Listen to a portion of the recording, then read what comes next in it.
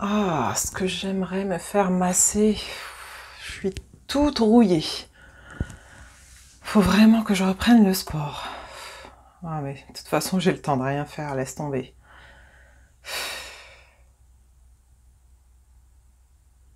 Comment trouver du temps pour soi?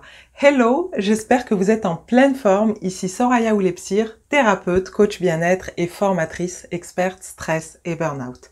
Je vous accompagne pour faire pétiller votre quotidien en vous libérant du stress, de l'épuisement physique, mental et émotionnel. Je vous aide à retrouver la joie de vivre, la paix intérieure, du sens dans votre vie. Je vous apprends à vous connaître pour vous épanouir et vous sentir bien dans vos baskets. Est-ce que vous sentez que le temps vous file entre les doigts? Est-ce que vous avez cette sensation de jamais avoir le temps de faire ce qui est important pour vous? Est-ce que vous faites une course contre la montre perpétuelle? Si la réponse est oui, restez avec moi. Dans cette vidéo, je vous donne quelques pistes pour enfin prendre du temps pour vous. Avant tout, si c'est votre premier passage sur cette chaîne, je vous souhaite la bienvenue. Je vous invite à vous abonner et à activer la petite cloche pour recevoir en priorité mes vidéos.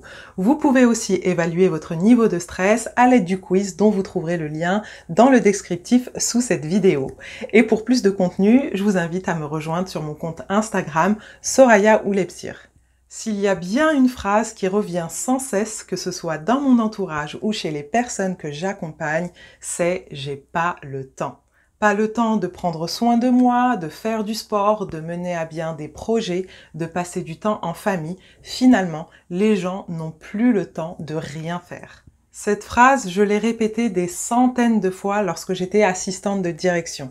Je n'avais le temps de rien. Lorsque j'étais avec mes enfants, par exemple, j'étais là physiquement avec eux, mais mon esprit pensait à toutes les choses que j'avais à faire. Alors, penser à prendre soin de moi ou prendre du temps pour moi, n'en parlons pas.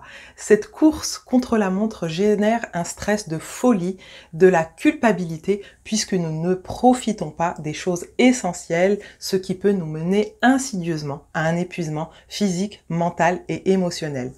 Et j'en parle en connaissance de cause puisque j'ai vécu cette course contre la montre jusqu'à l'épuisement, jusqu'au burn-out. Donc je vous invite à faire très attention et à ralentir.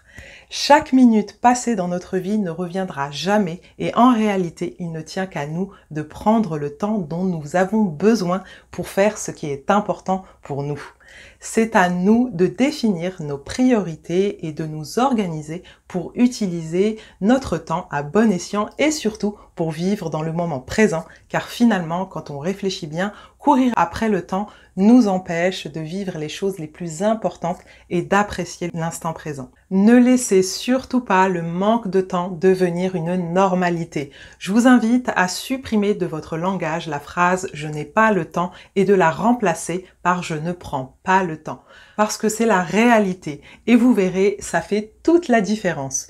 Prenez le temps de vivre simplement, en conscience, en laissant de côté les « il faut », les « je dois » et surtout pensez que lorsqu'il s'agit de vous occuper des autres, eh bien on est des professionnels de l'organisation et dès qu'il s'agit de nous, il ne se passe plus rien, on met tout de côté et c'est vraiment pas juste parce que nous aussi, on mérite du temps pour nous et encore une fois, il ne tient qu'à nous de prendre ce temps. Pour retrouver du temps, je vous propose un petit exercice et pour cela, vous allez prendre le temps de mettre sur pause cette vidéo pour aller chercher une feuille et un stylo.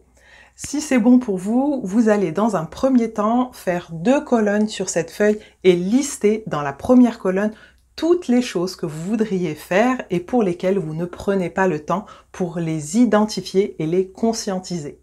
Dans un deuxième temps, vous allez relire cette liste et identifier ce qui a vraiment du sens pour vous, ce qui est essentiel. Dans un troisième temps, sur la deuxième colonne, vous allez noter uniquement ce qui fait sens pour vous, ce que vous considérez comme important. Si par exemple, vous avez noté prendre des cours de cuisine et que ce n'est pas une priorité pour vous, pour le moment, vous pouvez mettre cette idée de côté.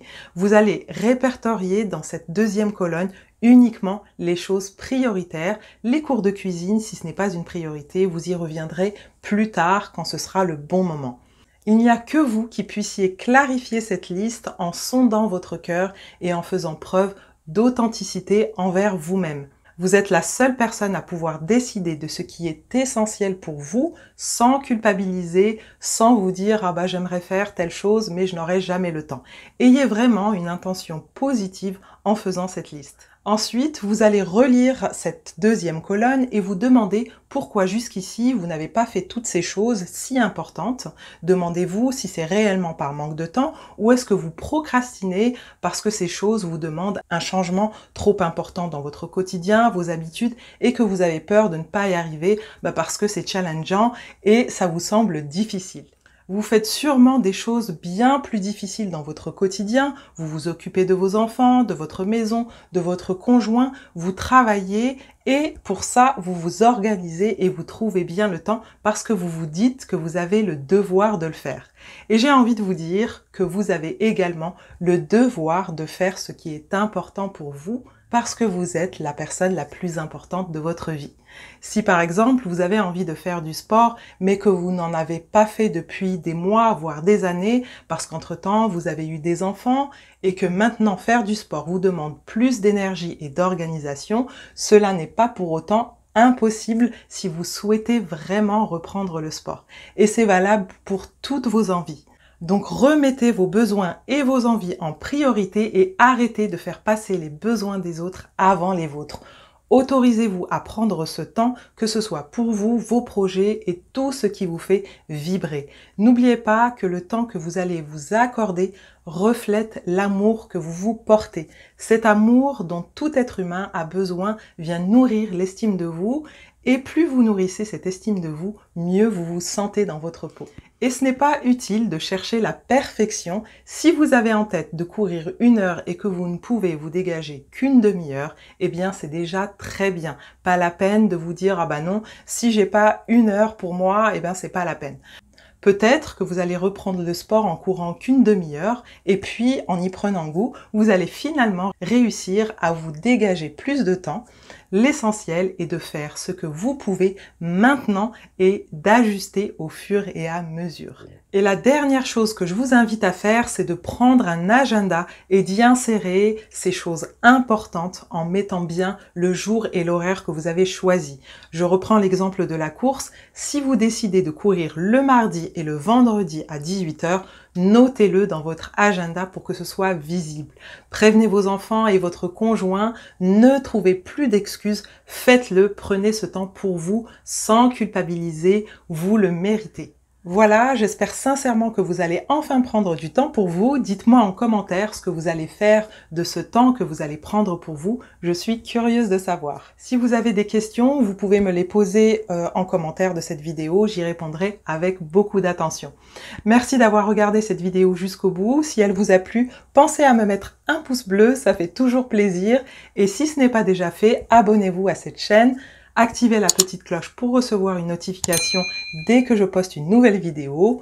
Vous pouvez me rejoindre sur mon compte Instagram où je suis active quotidiennement et je vous rappelle que vous trouverez le lien du quiz pour évaluer votre niveau de stress dans le descriptif sous cette vidéo.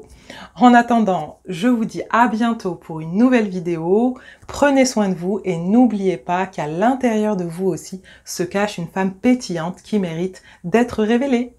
Ciao!